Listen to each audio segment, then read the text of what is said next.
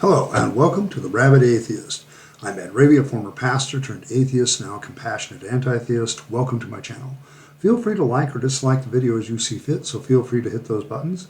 Feel free to comment below, and I would appreciate it if you would subscribe to the channel and hit your notification bell for more content as it is released. You're also free to share my videos as much as you like.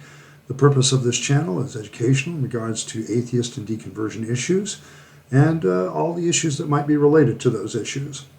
Today I want to introduce our new format to Sundays with Rabyd Atheist, where I'm going to kind of be more of a teacher looking at the Bible and theology from time to time, and try to kind of put a new spin on it now that I no longer believe. And so today I wrestled with myself about what I would start with. I considered a New Testament passage. I thought about starting at the beginning of the Bible and moving through it. All these seem to be very cumbersome, and there's a lot of things I just don't want to discuss in the Bible anymore because, quite frankly, they're either A, irrelevant, B, boring, or C, don't really have much to do with anything that's even Christians or anybody else believes. In fact, a lot of passages in the Bible are just straight up ignored most of the time. So I decided to start with Job. And probably when I near the end of this study, I'll probably, the book of Job, I'll put up some options. If you want something in those options, just leave me a comment in these videos as we go through the book of Job. And I will consider all the options, and maybe near the end of this Job series, we'll pick some new ones. We'll pick a different book of the Bible to go to or a different passage to look at.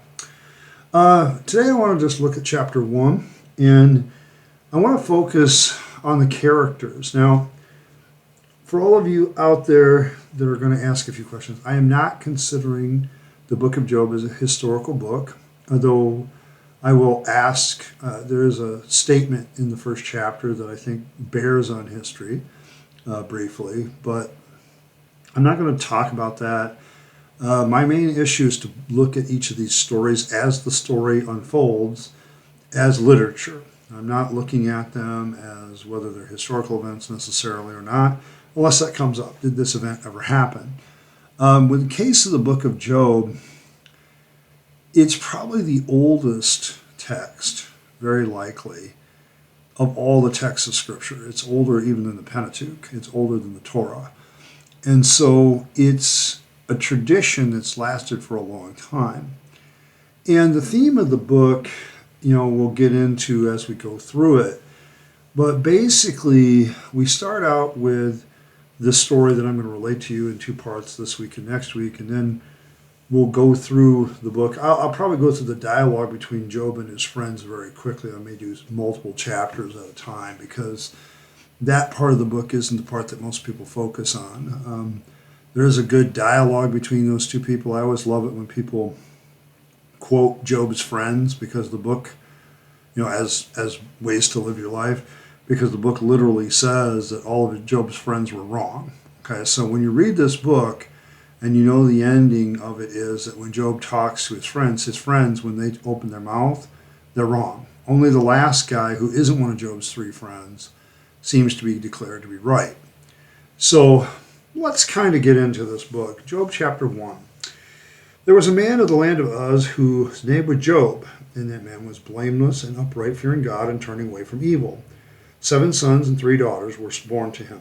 His possessions were 7,000 sheep, 3,000 camels, 500 yoke of oxen, 500 male donkeys, and 500 female donkeys, and very many servants. And the man was the greatest of all men in the east.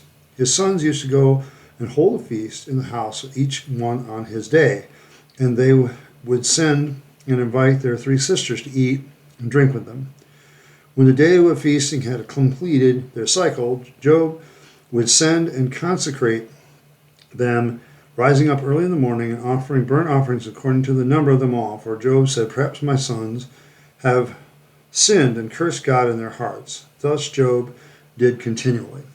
I want to stop right there. A couple of things. Basically, Job is rich. He's blessed with children. He has 7 sons, enough where each of the sons takes a day of the week to have a feast And so they're rich enough where the kids are basically not having to do much work. The three daughters aren't married off yet. So we're talking about a yacht of young people, very young. And, they have a feast. And whenever they get to the end of the week, Job basically says, hey, I'm going to offer up a sacrifice for my kids in case some of them have sinned. In other words, he's so, and this is considered to be righteous. Now, I look at it a different way. Job is literally so fearful of his God in some respects that he's afraid for his kids' salvation to this point. Now, this brings up a lot of questions. How would a sacrifice offered by somebody else be applicable to somebody else, even if they're family members? That's something that's very interesting. This book of Job isn't really considered to be under the law per se. A lot of people, a lot of conservative Christians put Job like in between Moses and, the patriarchs, or at the time of the patriarchs, and he's a different person. So what really would happen here? Now, the question I have at this point, and I often had this as a Christian when I was looking at this passage, is why bother to sacrifice for your kids? It's like he's hedging his bets. And at this point in the story, we really haven't been introduced to any supernatural characters. We haven't been done anything. We just have this picture of a man who's very wealthy, who is very blessed with kids. His kids have enough leisure time to literally have a feast every day. Okay, they have a feast every day. Each son takes his turn. And at the end of every week of this, Job offers up sacrifices to make sure their sins are covered. I don't know, it kind of seems weird to me that he would do that. Why would you think your sacrifices would deal with your own children's repentance? Later on, I think you really don't see this theme in the Bible, but this story is one of the few ones that kind of has this notion of sacrificing for other people that are members of your family. And I know the sacrificial system in the law does that too a little bit. So, a lot of people theorize that's where this idea came from, was from Job. But Job, you get this picture of a guy who's very devout, almost painstakingly so because of the sacrifice for his kids. And all these sacrifices are burnt offerings. So you're literally, at the end of every week, he offers up 12 sacrifices. One for himself, one for his wife, one for his three for his three daughters, and 7 for his 7 sons. So it's 12 every week. And so 12 animals have to be basically butchered and burned until they're nothing but ash every week in order to satisfy this God's, to overcome the sin debt. And so, we get the picture even before the law of Moses that God is a bloody God, okay, that he is a God that demands sacrifice. But, this paragraph doesn't really have a lot in it, other than we have this curious character, Job. And one of the things that is said about him that touches on history, that he's called one of the greatest men in all the East. There's really no other book anywhere of antiquity that I know of that talks about a guy named Job. So, the Bible's making a claim here that it doesn't have any way to back up, at least not presently. So, and really, to be honest, we don't have any collaborating evidence that Job even existed. So it's very likely that this might be a folk tale. Okay, that this is just a tale that people told. All right, second paragraph. Now there was a day when the sons of God came to present themselves before the Lord, and Satan came among them. The Lord said to Satan, "From where do you come?" And Satan answered the Lord and said, "From roaming about in the earth and walking around on it." The Lord said to Satan, "Have you considered my servant Job? For there is none like him on the earth, a blameless and upright man, fearing God and turning away from evil." Then Satan answered the Lord, "Does Job fear God for nothing? Have you not made a hedge about him and his house and all that he has on every side? You have blessed the work of his hands, and his possessions have increased in the land. But put forth your hand now and touch all that he has. He will surely curse you to your face." Then the Lord said to Satan, "Behold, all that he has is in your power, only do not put forth your hand on him." So Satan departed from the presence of the Lord. Now, this is a very interesting little picture, isn't it? This is the throne room of God. God's sitting there. All the angels are coming in. They're yapping with God. And all of a sudden, Satan shows up. Now, the term Satan is interesting because it is, here it's used as Satan, a proper name. But the idea is the accuser. Somebody who comes in to accuse people on behalf of God. This creates a very interesting picture of who Satan is, because it's not necessarily clear that he's the bad guy, per se. That's why I titled this, Who is the Bad Guy here? Who is the real bad guy? Because Satan may just be doing his job, which is, well, yeah, sure, Job serves you. You protect him, you prosper his way, you give him everything he wants. He's a spoiled child, so of course he serves you. He wants to keep his stuff. And so God apparently thinks that this is a legitimate accusation. Now I'm going to tell you something. If you hold to a classical view of God's omniscience, this story right now does not make any sense, because God would know what the outcome of this test would be, so there's really no point in doing it. Okay, in fact, all the testing that God does in the Bible, when it says God put somebody to the test or tested somebody, doesn't make a lot of sense if you use a classical definition of omniscience. Now, as an open theist, as a former open theist, I would have said that God knows the future propositionally. In other words, if A, then B, and if C, then D, and so on and so forth. So in this case, I would say, well, God knows that it's possible for Job to succeed or fail, and he has a plan either way, and it doesn't really matter. But that also leads to, it doesn't really matter, what the outcome of the test is. It's not significant. So Satan accuses Job basically of, yeah, of course he serves you. You pretty much protect him and bless him, and you're his meal tick. Why would he bite the hand that feeds him? And I suppose in a certain place, if Job could legitimately have rebelled against God or not against God, the story would have made sense. But let's look at the character of God himself. Why would you decide to test someone simply for your gratification? I mean, that takes a tremendous amount of ego. When people, when stories are told like this, they usually don't go well for the person that's initiating the test. And my real problem with this story is it kind of starts to paint God as the bad guy.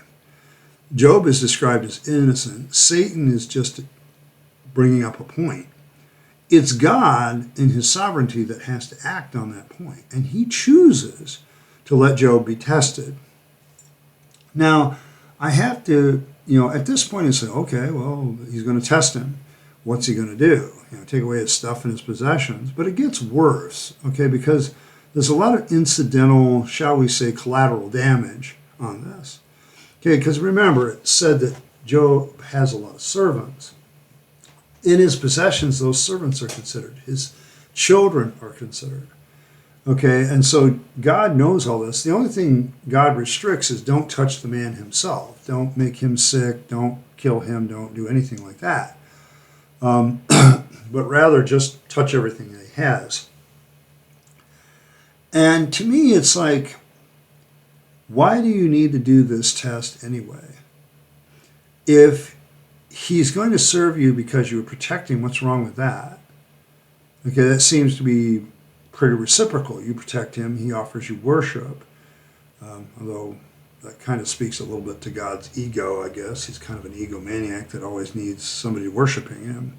He can't take it if you don't worship him. But, how is this going to work out? Well, we're going to find out. And this is where people want to paint Satan as the bad guy in this one. But Satan can't do shit, literally, without permission of God. And so God gives his permission. So the real bad guy to me at this point becomes the God character. Because the God character is literally listening to somebody's accusation, and he's so insecure about this thing that he literally decides to test Job to see what Job will do. Now, either God doesn't have a classical definition of omniscience, and thus is looking at things propositionally, or he sees the outcome of the end of the test, which makes it worse, by the way, He knows God is going to, he knows Job is going to make it through.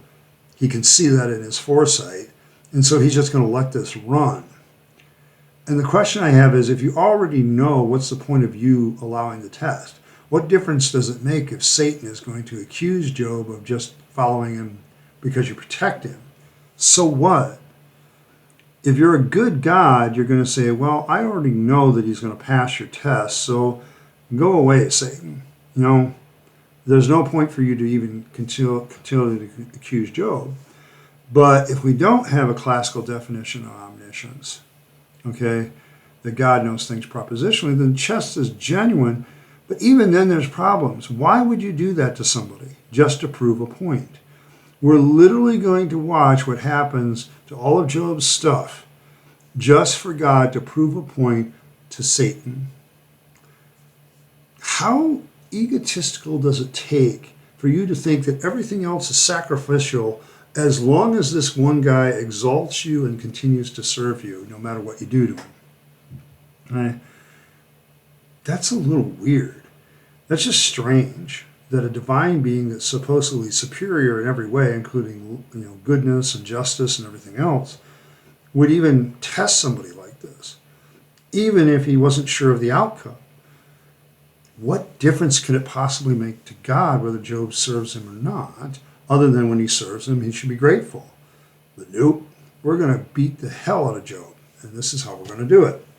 Verse 13, now on the day when the sons and his daughters were eating and drinking in their oldest brother's house, it was the oldest brother's turn, the messenger came to Job and said, the oxen were plowing and the donkeys feeding beside them.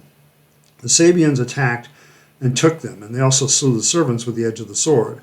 And I alone have escaped to tell you.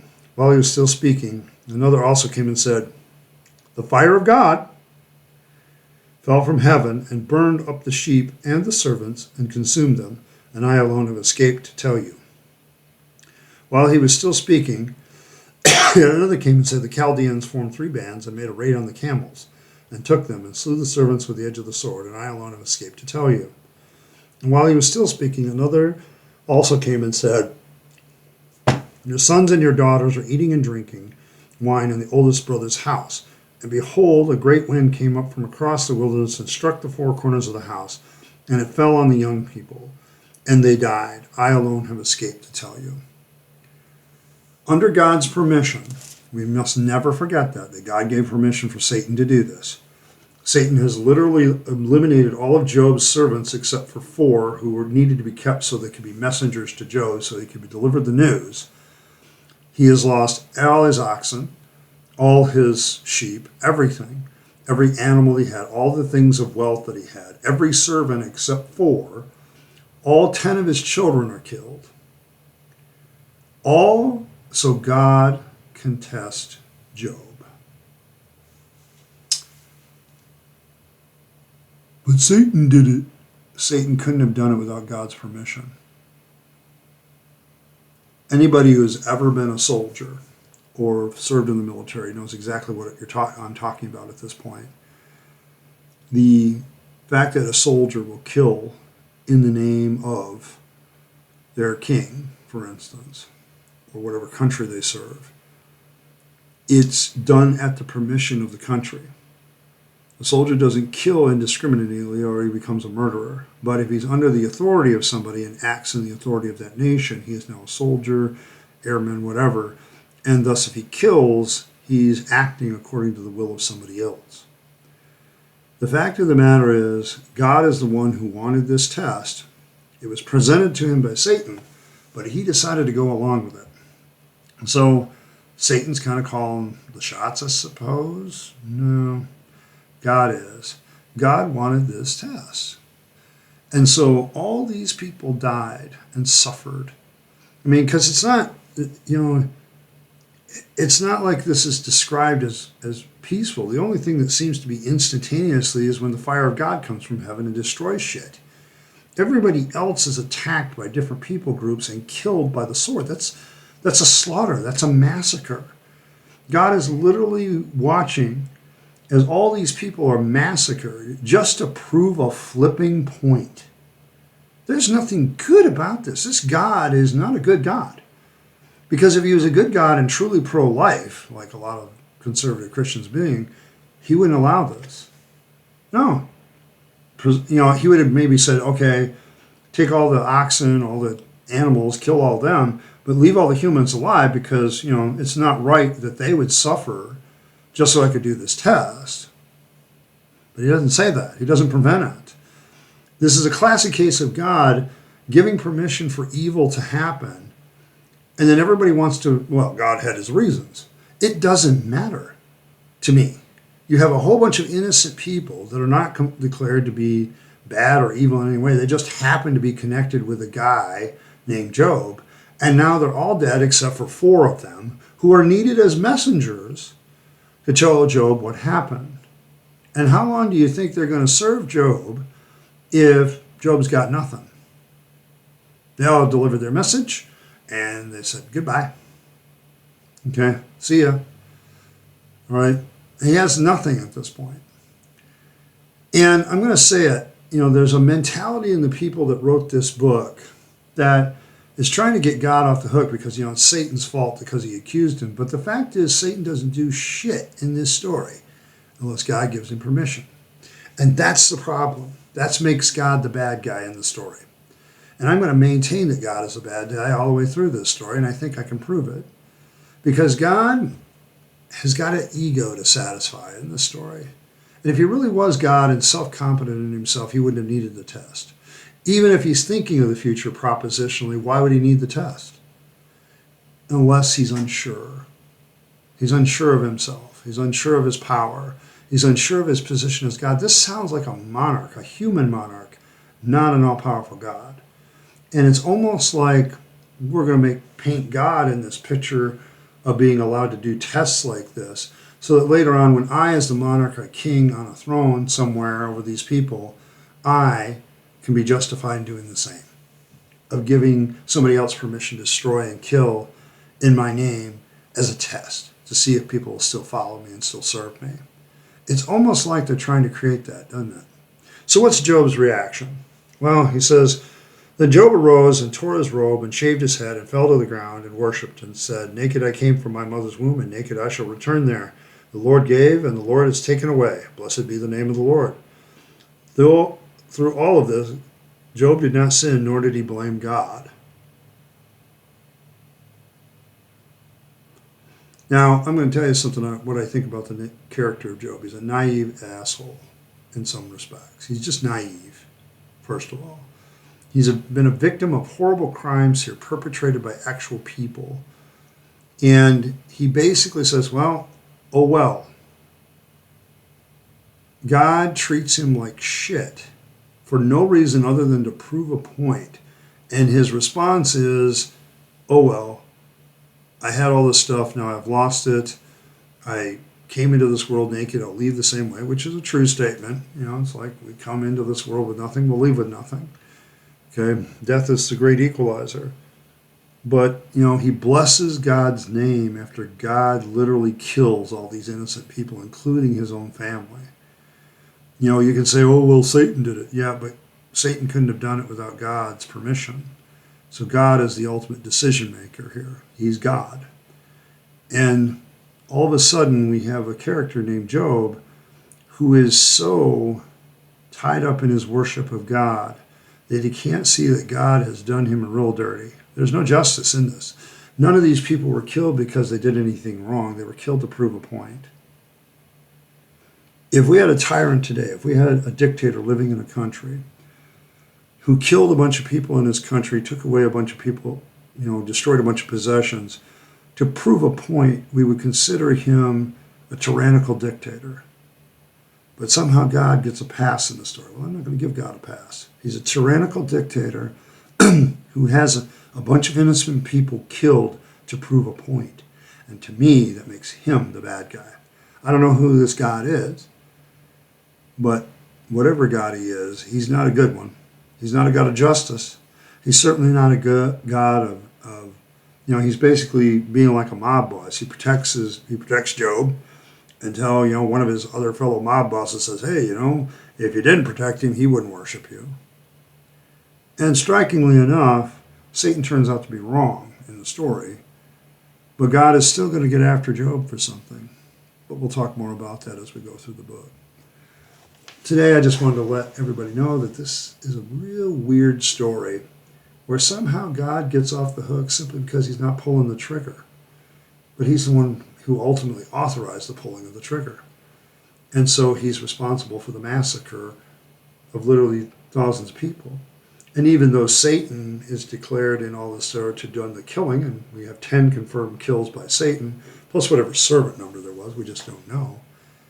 And yet, somehow, God is not responsible, even though he's the one that gave permission for Satan to pull the trigger. That's kind of weird. I think this is one of those things that kind of led to my deconversion. When you start to really think about who God is in the stories, he's not really all that nice of a guy. He is the bad guy.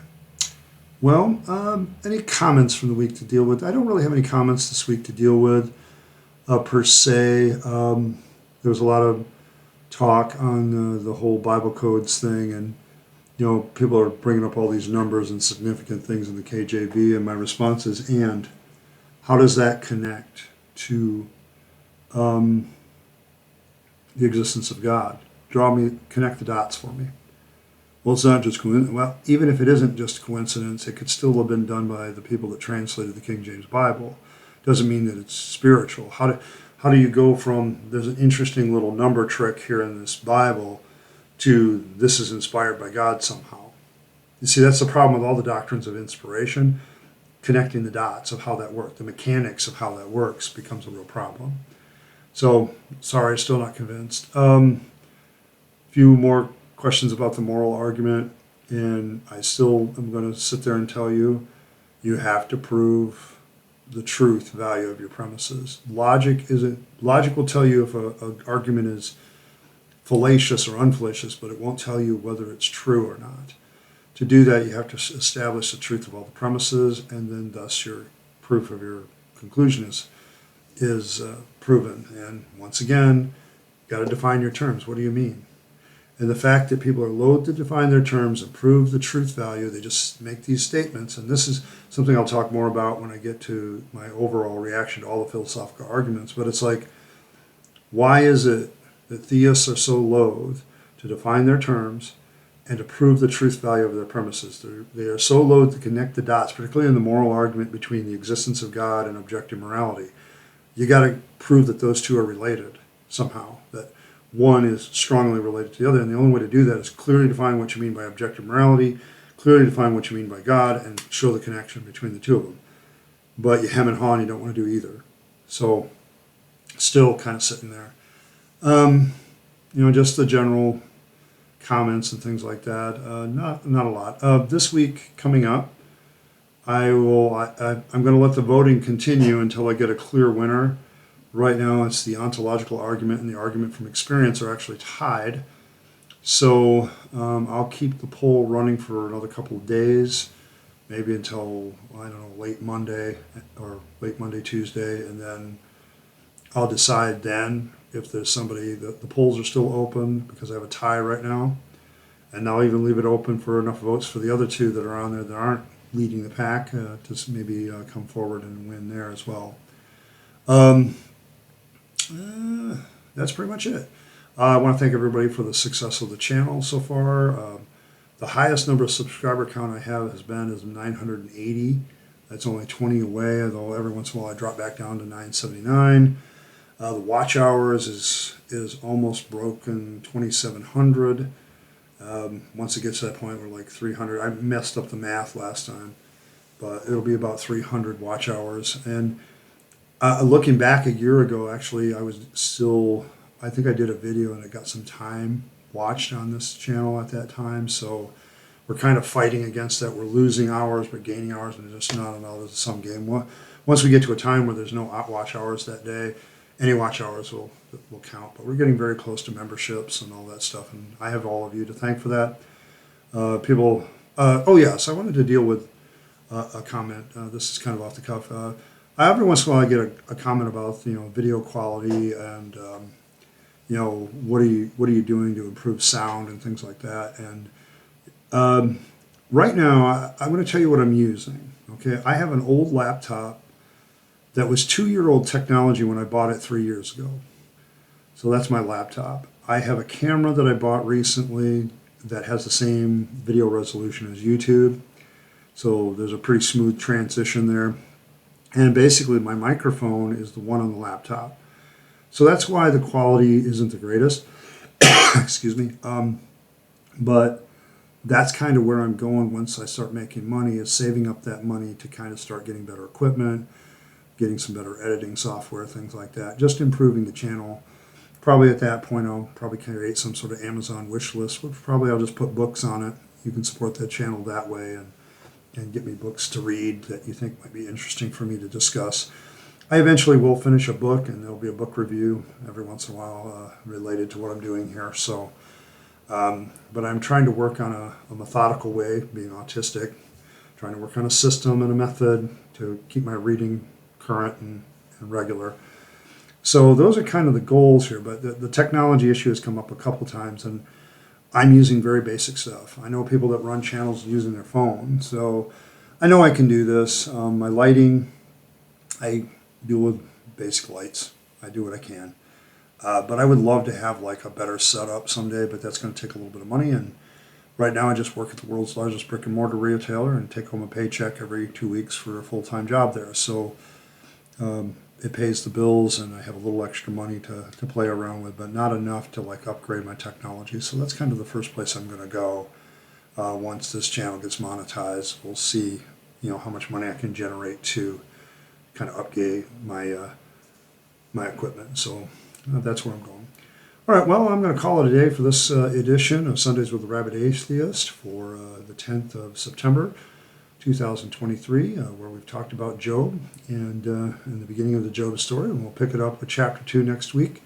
And as we go through this, we're going to find out how the character of God, the character of Job, and the character of Satan hold out, along with some other cast of characters to get joined, and we'll see what happens. So, but thank you once again for stopping by, and remember to live your best life. You only get one go around, and then it's over, so make sure your life is as happy as you can make it, and move forward with it at all times, and enjoy every moment, because someday it's going to all be gone for you, and the only time you have to enjoy it is right now. Thank you once again for stopping by. I appreciate every single one. Like and share the video, and as always, I will see you next time.